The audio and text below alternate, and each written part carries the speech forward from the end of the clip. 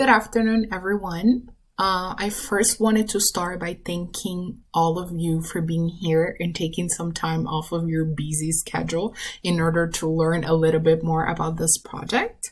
My name is Janaina, and these are my colleagues Francisco, Martha, and Christopher, and we are here from JMCF Planning. So, for those of you who didn't know, we are a company that works with governments and private companies in order to ensure that big projects, just like the one we're going to be talking about today, go as planned. But enough with the formalities.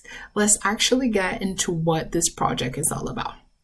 So, for those of you who aren't really familiar, this is an expansion project in which the government of the Cayman Islands wants to widen the Linford Pierson highway from 2 travel lanes to 6 travel lanes. As you can see on the slide, this project is divided into 3 phases. The first one started in 2018 and was completed that same year. And phase 2 and 3 are currently on pause with a potential start date for May 14th, 2022. Here in the picture on the left, you can see a visual representation of what the highway looks like. However, I know that you may be asking yourselves, if phase 1 has already been completed, why has this project been paused? Why have we been on pause for so long? Well, this is exactly what we're here to discuss, and I will pass it on to my colleague Martha to further expand on this. Such a large highway could be intimidating for the local citizens, considering we haven't had this level of infrastructure being created since the 50s. But now the Cayman Islands is in an upwards trajectory, experiencing exponential growth in both financial, becoming a large financial sector as well as a tourism destination. Therefore, we don't believe that this project is going to be one that becomes obsolete. However, one that'll serve as a supporting role in the growth of the Cayman Islands. We do understand that the biggest concern is environmental impacts, and therefore we are diligently working with the Department of the Environment in order to make sure that the infrastructure that we're placing for these highways are addressing these concerns, having the least amount of impact on the surrounding environment, and still serving the people. One of the largest concerns within the environmental impacts is flooding, and therefore in our activity scheduling, you'll note that there's proper draining systems that are being placed, as well as embankments and other steps that we have implemented to make sure that we're having the least amount of an environmental impact in the surrounding areas and the most effectiveness that'll allow us to create the construction that we're envisioning. This project essentially is going to provide an opportunity for development and collaboration with the citizens of the Cayman Islands. It's going to increasingly reduce the traffic, significantly reduce the traffic that the Cayman Island citizens are currently experiencing. And this collaboration is going to only strengthen our project and the vision that the Cayman Islands has in order to grow and become this successful area. Thank you, Marta. Now, to better comprehend the Linford Pierson Highway Expansion Project, we have created an activity schedule, which is an analytical tool for presenting and reviewing the activities of a project. As you can see, the project has been divided into 3 phases, which will be explained shortly. For phase 1 of the project, it covers the pre-construction activities such as setting alternate routes for the affected roads, which will allow traffic flow as the NRA works on the road expansion. The next activity is removing obstacles from the land in order to begin construction. Then embanking the land, which purpose is to raise the grade of the roadway above the level of the existing ground. And then moving on to phase 2 of the project, the first activity is installing the drainage system, which is placed to protect slopes against erosion. And then moving on to the next activity is installing the driven pile that serves as a support for the highway structure and keeps the ground leveled. Next is installing the drilled shafts, which are constructed in diameters ranging from 18 inches to 12 feet that provide deep foundations for building, bridges, and help stabilize landslides. Then we'll be pouring the aggregate base, which is a base course under the asphalt pavement. In other words, it is a layer that will cover the floor before you place the asphalt pavement.